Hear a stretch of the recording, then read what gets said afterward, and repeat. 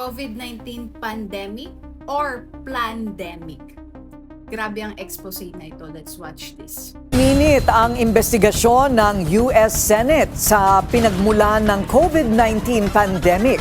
Posibleng maharap sa contempt proceedings si Dr. Anthony Fauci, kaugnay sa umano'y pinondohang virus research sa Wuhan, China. Ang bahagi nga ng taon na to na expose ang Epstein Files, kung saan makikita doon at ibang uri ng kademonyohan na ginagawa ng mga taong mayayaman na papatakbo at nagdidikta pala sa ating mundo.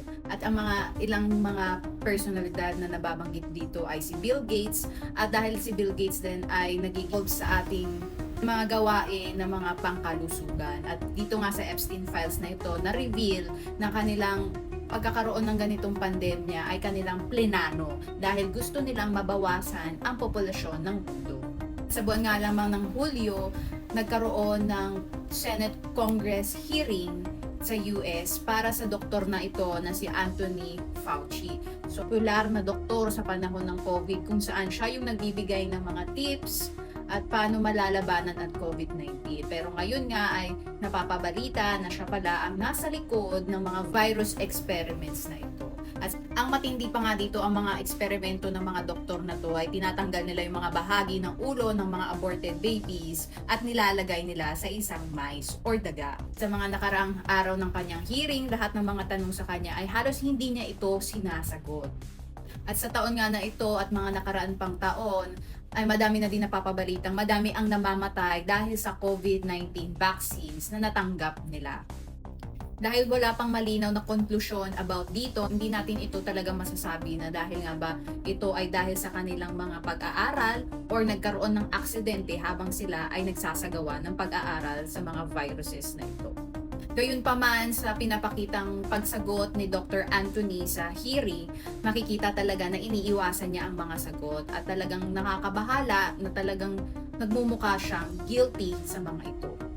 At lalong tumatatag ang mga teorya na ito dahil nga sa mga expose na nakita sa Epstein Files. Ang reaction lang natin dito bilang isang Christian account page, nakakalungkot dahil sa panahon ng COVID, madami ang namatay, madami ang nawalan ng tatay, ng nanay, ng mga kapatid at kapamilya at kaanak dahil sa virus na ito. Kung totoo man na ito ay gawa ng tao, grabe ang pangyayaring ito. Lalo na kung talaga ito ay isang plandemic at hindi natural pandemic. Ang mga expose na nangyayari ngayon, ito lang yung nagpapatunay na grabe talaga ang kasamaan sa mundong ito, na totoo ang demonyo at ito ang mga ginagawa ng demonyong paninira sa buhay nating mga tao. We are truly living in the last of the last days. Ng mga nangyayaring wars, rumors of wars, many people will grow cold.